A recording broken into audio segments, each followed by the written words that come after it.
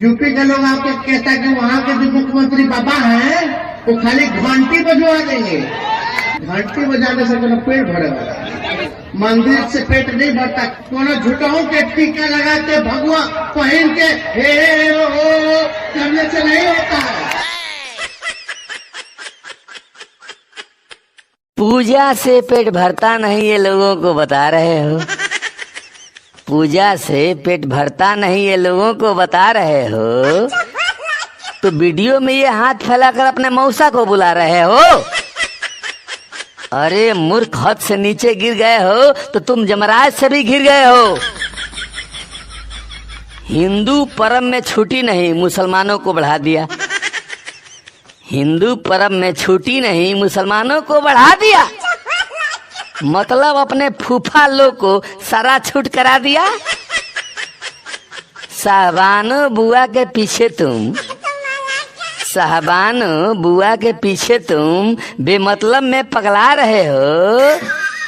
तो वीडियो में ये हाथ फैलाकर अपने मौसा को बुला रहे हो। अरे मूर्ख, हद से नीचे गिर गए हो तो तुम जमराज से भी गिर गए हो। पलटू के संग गांठ है तेरा, पर एक सीट नहीं आएगा। पलटू के संग गांठ है तेरा, पर एक सीट नहीं आएगा। कुछ भी कर लो, हिंदू का तुम एक वोट नहीं पाएगा। आईए बीए एमए को तुम, आईए बीए एमए को तुम 9वीं फेल भड़का रहे हो। तो वीडियो में ये हाथ फैलाकर अपने मौसा को बुला रहे हो। अरे मूर्ख, हद से नीचे गिर गए हो तो तुम जमराज से भी गिर गए हो। बाप तेरे अपाहिज हो गए अपने ही कुकर्म से। बाप तेरे अपाहिज हो गए अपने ही कुकर्म से। हिंदू होकर नफरत तुमको है सनातन धर्म से। कौड़ी की औकात नहीं है, कौड़ी की औकात नहीं है, जोगी को धमका रहे हो। तो वीडियो में ये हाथ फैलाकर अपने मौसा को बुला रहे हो। अरे मूर्ख, हद से नीचे गिर गए हो तो तुम जमराज से भी गिर गए हो। चारा चोर है बाप तुम्हारा, फिर भी तू करता है। चारा चोर है बाप तुम्हारा, फिर भी तुम अकड़ता है। जो औकात में नहीं है तेरा, उसको भी रगड़ता है। हिंदुओं का अपमान करके, हिंदुओं का अपमान करके वोट अपना घटा रहे हो।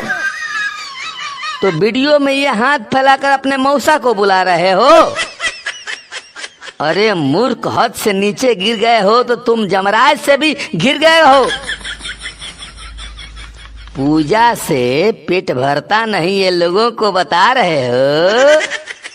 तो वीडियो में ये हाथ फैलाकर अपने मौसा को बुला रहे हो। अरे मूर्ख, हद से नीचे गिर गए हो तो तुम जमराज से भी गिर गए हो। जब तक दुनिया रहेगी सुनो संघ परिवार, हम हिंदुस्तान में बाबरी मस्जिद की शहादत का जिक्र करते रहेंगे। तुमने मस्जिद को शहीद किया। बाबरी मस्जिद इसके अब्बा के फूफा की बेईमानी थी। बाबरी मस्जिद इसके अब्बा के फूफा की बेईमानी थी। छूने से पहले ही गिर गई, 550 साल पुरानी थी। ज्ञान बापी गिरने वाला है, पिछवाड़ा मजबूत रखना। सब हिंदुस्तान तो हिंदुओं का है, तेरा किधर जमीन है? सब हिंदुस्तान तो हिंदुओं का है, तेरा किधर जमीन है? पाकिस्तान में जाकर हिस्सा ले लो, बहुत बड़ा तुम जीन है। बाबर तेरा क्या लगता था? बाबर तेरा क्या लगता था जिसकी गिरी निशानी थी? छूने से पहले ही गिर गई, 550 साल पुरानी थी। ज्ञान बापी गिरने वाला है, पिछवाड़ा मजबूत रखना। बेमतलब का भौंकता रहता, बिना सुर बिना ताल का। बेमतलब का भौंकता रहता, बिना सुर बिना ताल का। नेता इसे समझ मत लेना, ये पाड़ा है नेपाल का।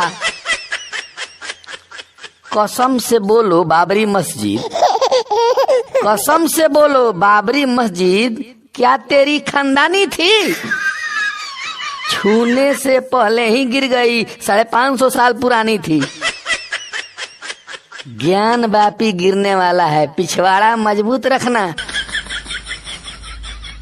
अयोध्या तो श्री राम नगर है, मुल्ले कहाँ से आ गए? अयोध्या तो श्री राम नगर है, मुल्ले कहाँ से आ गए? बाबर झाबर आतंकी थे, फालतू मस्जिद बना गए।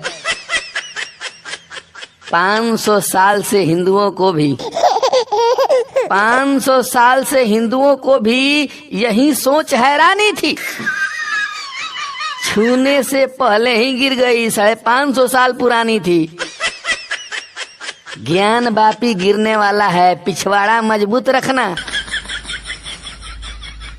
घड़ा पाप का भर जाता है तो फूटना उसका तय है। घड़ा पाप का भर जाता है तो फूटना उसका तय है। राम हनुमान के वंशज है हम, तो तनिक नहीं भी भय है। जो भी ढांचा पुरानी है, जो भी ढांचा पुरानी है, आक्रांताओं की मनमानी थी। छूने से पहले ही गिर गई, 550 साल पुरानी थी। ज्ञान व्यापी गिरने वाला है, पिछवाड़ा मजबूत रखना। बाबरी मस्जिद इसके अब्बा के फूफा की बेईमानी थी। छूने से पहले ही गिर गई, 550 साल पुरानी थी। ज्ञान व्यापी गिरने वाला है, पिछवाड़ा मजबूत रखना।